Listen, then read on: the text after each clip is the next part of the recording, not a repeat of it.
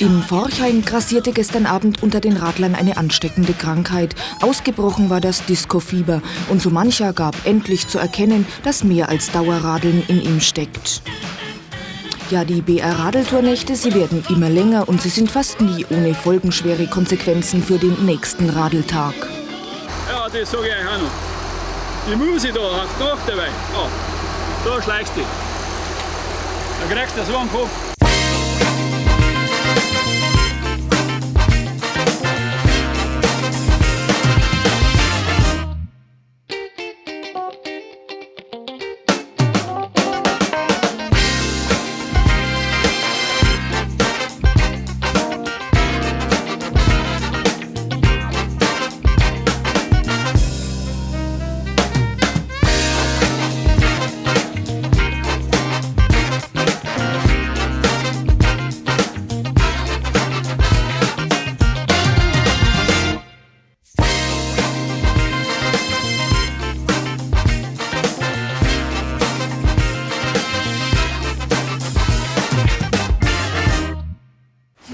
Langsam aufstehen, die anderen sind schon alle unterwegs. Ja, das macht nichts. Heute war ja bereits vorletzter Strampeltag. Der erhoffte Gewichtsverlust jedoch ist bei den meisten noch immer nicht eingetreten. Da meinen Sie etwa 70 Kilo wie immer. Läuft wunderbar. Verpflegung, alles stimmt. Kurz nach 10 Uhr heute Morgen dann ein hoher Gast aus München, der sich sofort entschlossen aufs Rad schwang.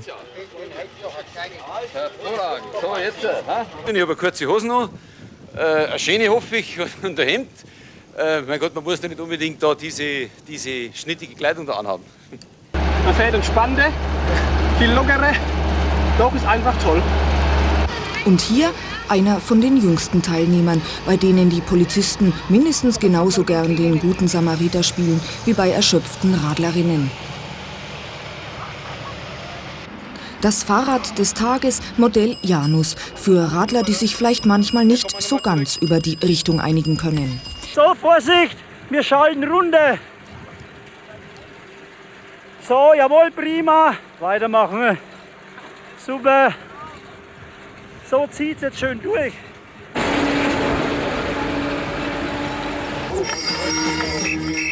Am Samstag ging's zunächst von München nach Ingolstadt. Auf dem Königsplatz herrschte eine Pfundsstimmung, als Münchens Bürgermeisterin Gabriele Czampay das Startband durchschnitt. Kurz nach 8:30 konnten sich dann 1515 Radlbegeisterte auf den Weg Richtung Leipzig machen. In der Abfahrt hier runter, also wir fahren jetzt bestimmt 50, 60 Stundenkilometer. Der Wind pfeift einem durch die Nase, es ist fantastisch, jetzt legen wir uns in die Kurve. Muss leider ein bisschen abbremsen, aber es ist einfach ein Wahnsinn. Diese Strecke bietet wirklich alles, tolle Steigungen, fantastische Abfahrten. Jetzt geht es wieder ein bisschen hinauf. Also diese Königsetappe hat ihren Namen schon wirklich verdient. Es ist einmalig. Die Leute sind begeistert. An der sächsisch-tschechoslowakischen Grenze wurde sogar eigens für die Radeltour der Schlagbaum geöffnet. Zum ersten Mal seit dem Zweiten Weltkrieg. Bürgermeister und Landrat ließen sich diesen Moment natürlich nicht entgehen. Grenzöffnungen sind immer noch etwas Besonderes. Heiß begehrt war der Stempel der Grenzkontrollorgane, ganz besonders auf der Radeltourmütze. Die BR-Radeltour in Sachsen. An der gut beschilderten Strecke änderte sich auch hier nichts. Allerdings wurden die Straßen etwas schlechter und es geht munter bergauf, bergab. Am Rande begeisterte Zuschauer. Für Gespräche und Kontakte blieb aber keine Zeit. Den Radlern blieb keine Zeit, denn die Passanten hatten scheinbar mehr als reichlich davon. Macht Ihnen Radlfahren keinen Spaß? Nein, Warum stehen Sie denn dann hier an der Strecke und schauen zu? weil wir hier warten müssen. Die Straße ist gesperrt. Es ist vielleicht übertrieben, die Radeltour als Mosaikstein im innerdeutschen Einigungsprozess zu betrachten. Als Symbol deutscher Alltagsnormalität kann sie aber ganz sicher gelten. In Neustadt an der Orla hat man jedenfalls alles getan, um sich den Nachbarn aus dem Freistaat im besten Licht zu präsentieren.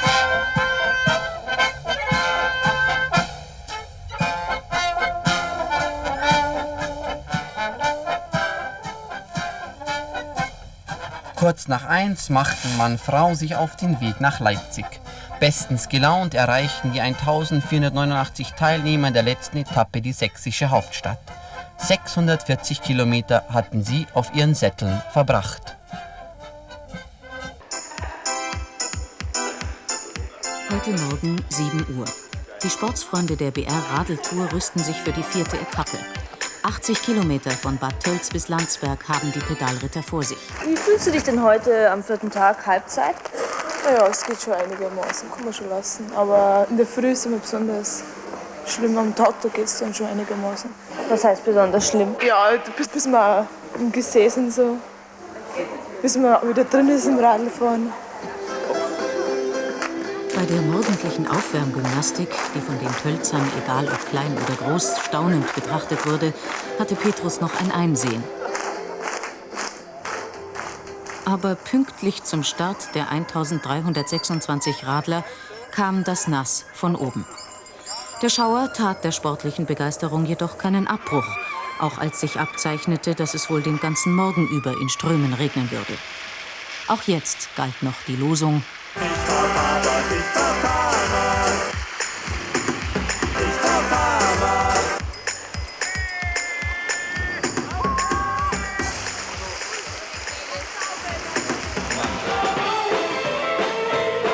Das Feiern bei Wind und Wetter bis spät in die Nacht. Es gehört zur Radeltour wie der Frühsport vor dem Start und wie die Entertainer von der Motorradeskorte der Polizei.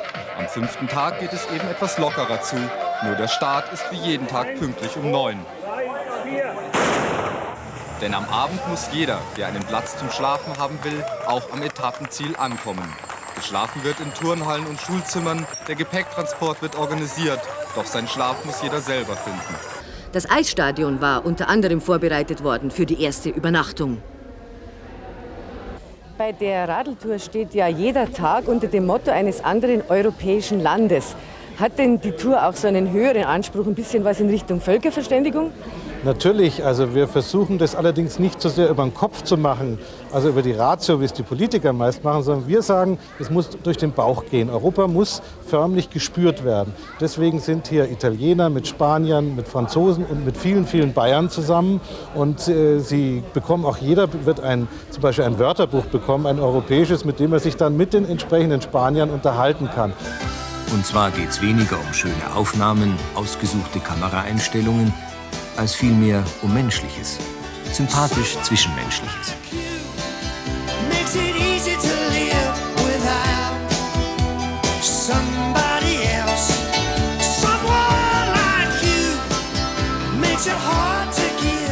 Man kommt sich beim Radeln halt näher, ganz nah. Na, und schon ist es passiert.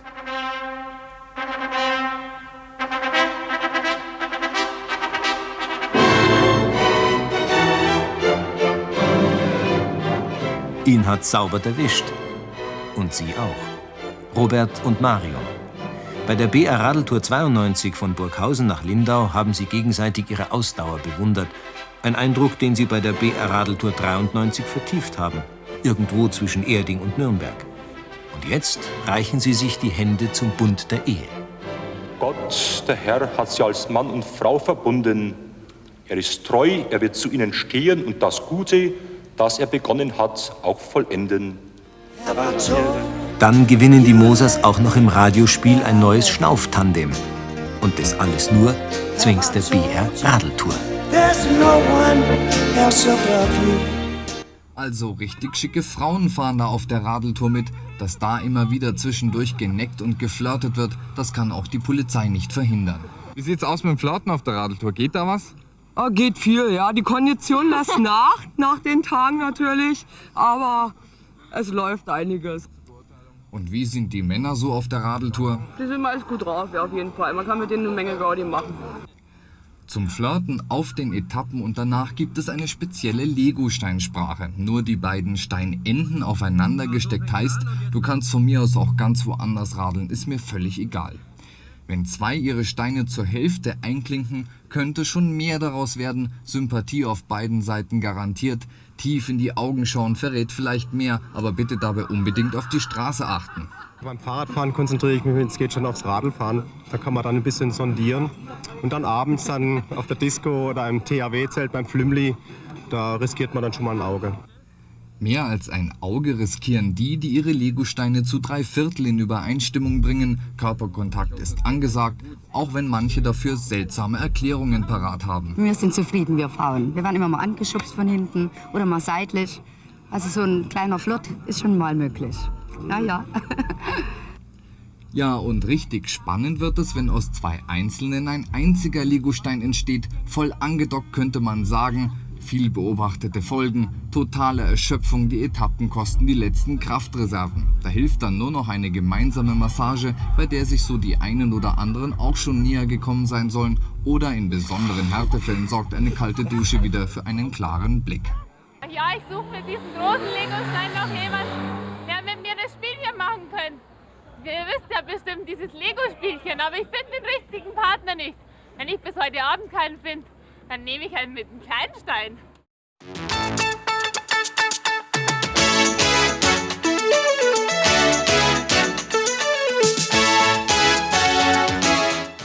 Grüße Gott, liebe Zuschauer. BR Intern haben wir weder ein Sommerloch noch ein Sommertheater. Wir machen Sommerkino, und zwar vom Feinsten, im neuen Format 16:9. Und das am Beispiel Europas größter Radeltour. Und dies natürlich vom BR. Kommen Sie mit?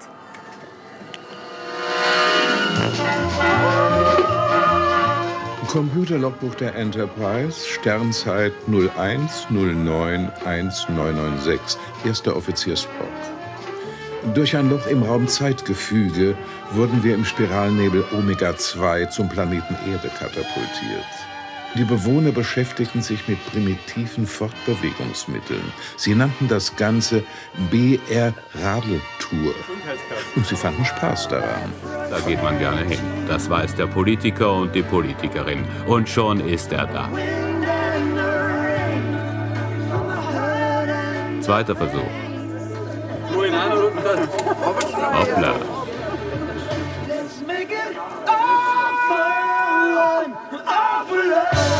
Nur aber, wäre doch gelacht, wenn ausgerechnet der bayerische Ministerpräsident, unser Edmund Stoiber, nicht mal die Kleiderordnung in den Griff bekäme. Schmaus, Schmidhuber, scharf, Stoiber, die Klinge gezogen, en garde. Ich sagte en garde. Also, los geht's. Da stürmen sie los. 1500 völlig Radbegeisterte.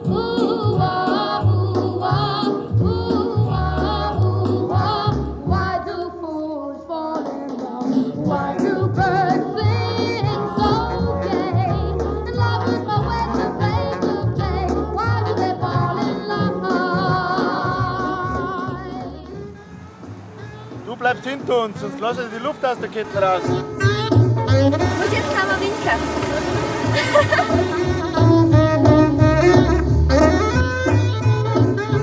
Jetzt noch? Oder brauchst du einen Zapfer zum Beschleunigen? Servus, willst du nicht lieber mit dem Bus mitfahren? Dass diese Tour überhaupt gut verlaufen konnte, daran waren die grünen Jungs nicht ganz unschuldig. Was die Cowboys in jener Woche abgeliefert haben, war schon Extraklasse, ehrlich. We chased Lady Luck till we finally struck Bonanza. With a gun and a rope and a hat full of hope, we planted our family tree. We got a hold of a pot full of gold bonanza. With a horse and a saddle and a ring full of cattle, how rich can a fella be? On this land we put our brand, our pride is the name. Fortune smiled the day we piled the Ponderosa Plain. Here in the West we're living in the best bonanza. If anyone fights any one of us, he's gonna fight with me.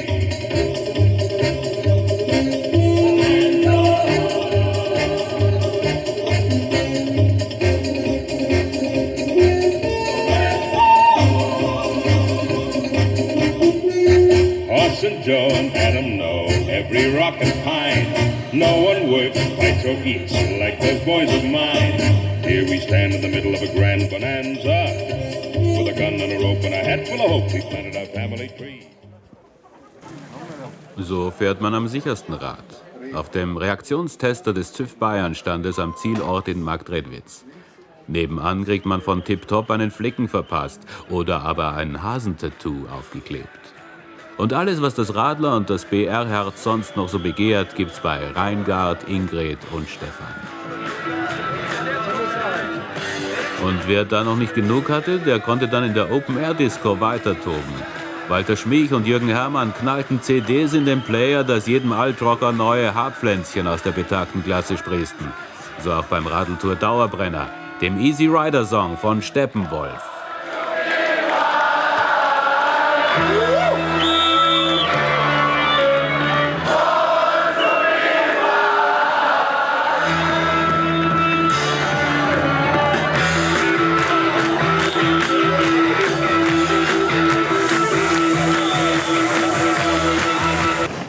Für die Radler allerdings standen noch ein paar Kilometer an. Die letzte Etappe von Marktredwitz nach Hof. Und da habe ich doch gehört, da glaubt doch jemand ernsthaft, wir hätten noch was Wichtiges vergessen. Nein, keine Panik. Wir vergessen doch unsere treu sorgenden Leute nicht. Unser technisches Hilfswerk in Bayern. Jeden Tag machten sie uns die Betten, schleiften Matratze für Matratze quer durch Bayern, damit sich das müde Radlerhaupt zur Ruhe betten konnte. Und auch das Radlergepäck. Immer ordentlich in Reih und Glied abgelegt, wie beim Muttern im Kleiderschrank. Am Ende des Feldes haben sie sogar die Liegengebliebenen aufgenommen. Sind sie nicht lieb, die Jungs? Und so treu umsorgt haben sie es am Ende alle geschafft. Sie sind am Ziel in Hof.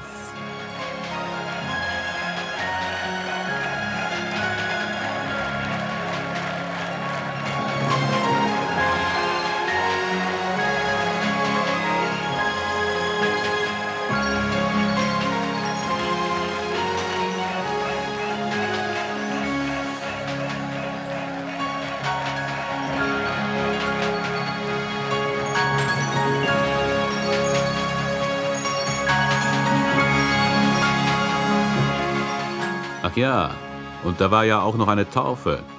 Aber das war ja eigentlich eine reine Chefsache.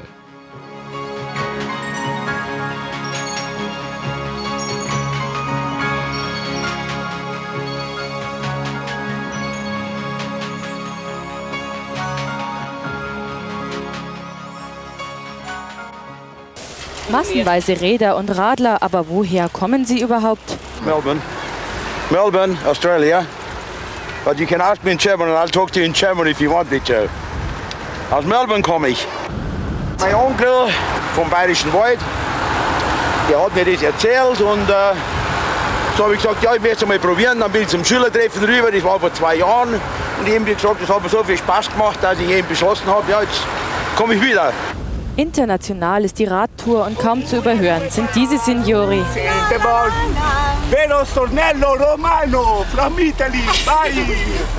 Oder wie wäre es lieber damit?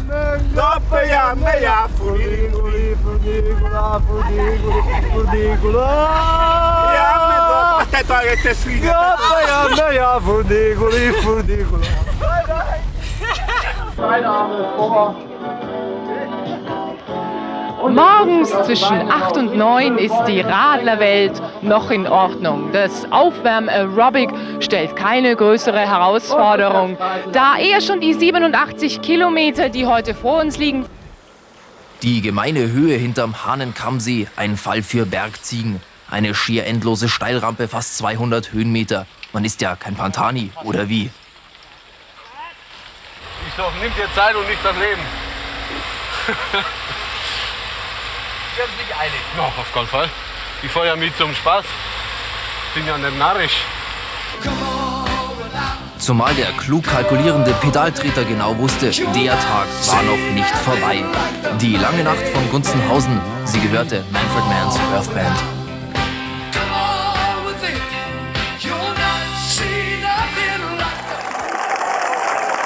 Erschöpft, aber überglücklich trafen die fast 2000 Teilnehmer der 7. Etappe der BR-Radeltour am Abend in Kronach ein.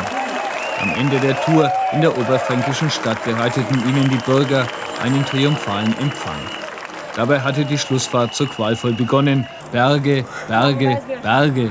Trotz der Anstrengung, das Rote Kreuz meldete so wenige Einsätze wie selten zuvor.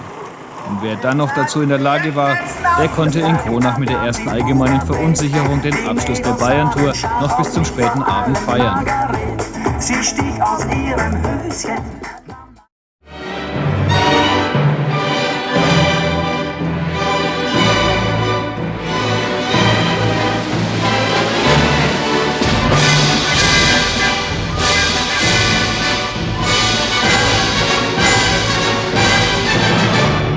Toto Gaidenides hat gefragt, was können wir denn machen im Sommer? Irgendeine Aktion mit unseren Hörern. Und wir hatten gehört, dass die Kollegen vom damaligen Süddeutschen Rundfunk auch so eine Radtour für die Hörer gemacht haben, ein paar hundert Leute. Wäre das was für uns? Und was hältst du davon? Dann haben wir uns getroffen beim Toto im Wohnzimmer, am Wohnzimmertisch, gemütliche Runde. Der Fritz Hering war dabei, Bernhard Obst, Thomas Gaidenides und ich. Und dann haben wir hin und her gesagt, einer hat gesagt, ach, so ein Blödsinn kann gar nicht gut gehen. Anderer hat gesagt, Fahrradfahren ist das Optimale. Und schließlich begannen wir dann endlich in Bayern 3 zu werben und dachten, ja, 300 Verrückte werden sich wohl melden, diese 630 Kilometer mit uns zusammen zu radeln. Und siehe da, es meldeten sich 2300 Teilnehmer. Was machen wir jetzt mit so vielen Teilnehmern? Wir haben dann aufgestockt, die erste Radeltour auf wenigstens 800, was schon unendlich schwierig war, weil die Städte mitorganisieren mussten. Und wir brachten die alle dann in Turnhallen runter. Das war also der Anfang der BR-Radeltour im Jahr 89, 90. Der darf heute in unserem Zelt schlafen. Das ist ein Angebot. Me pintamos la mano, la cara, la azul. Y de momento le tengo la vida veneno. Y yo me hice volar a el cielo perdido. Insgesamt ist das eine ganz großartige Idee aus jeder Hinsicht. Ich kann nur gratulieren, dass man so etwas macht und hoffe, dass es noch viele, viele Jahre gemacht wird und hoffe, dass ich vielleicht bei Gelegenheit einmal wieder mitfahren kann.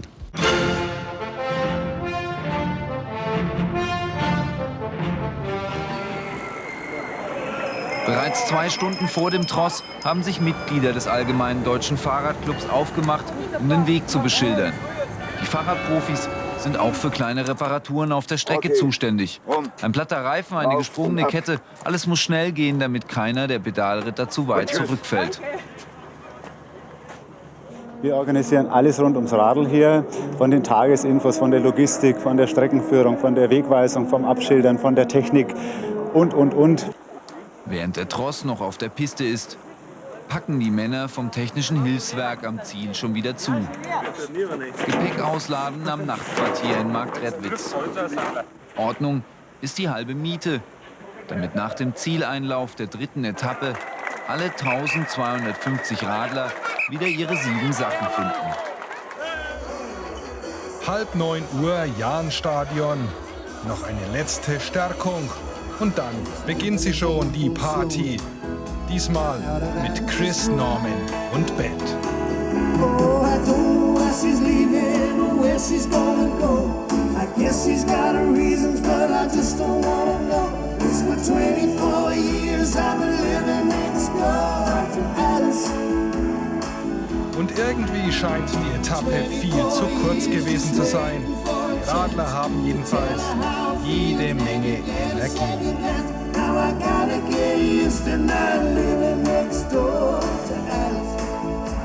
Das Wetter spielt toll mit und die Begeisterung ist riesig an diesem lauen Sommerabend. Bleibt nur noch die Frage an Chris Norman.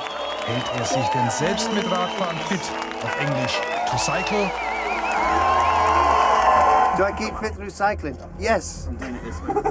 Of course. Recycling. Yeah, I've been recycled many times. Radlfahren im Regen, auch für den Einzelnen, was bedeutet das? Auf was muss ich da achten? Das Wichtigste ist zu wissen, dass der Bremsweg wesentlich länger ist, weil sich ein Wasserfilm bildet auf der Felge, der erstmal abgebremst werden muss, bevor die Bremse überhaupt funktioniert. Das ist ganz, ganz wichtig. Die Schlussetappe der diesjährigen BR-Radeltour. Und Sie sehen es, unser Charlie ist sportlich unterwegs. Charlie, du warst früher aktiver Radrennfahrer, aber hier beim Dirt Jump, es ist doch eine ziemlich anstrengende Angelegenheit, oder? Da haben wir das Hinfallen gelernt, Peter, und es macht jede Menge Spaß, wenn man hier ein bisschen rumfährt. Das Ding hat Scheibenbremsen und die backen recht giftig zu und dann liegt man schnell mal da.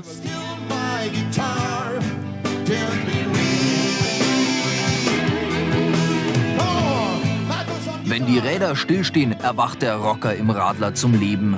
Gestern Abend in Cham, BR-Tatort-Kommissar Miro Nemetz, im früheren Leben übrigens studierter Musiker, groovt durch 30 Jahre Rockgeschichte.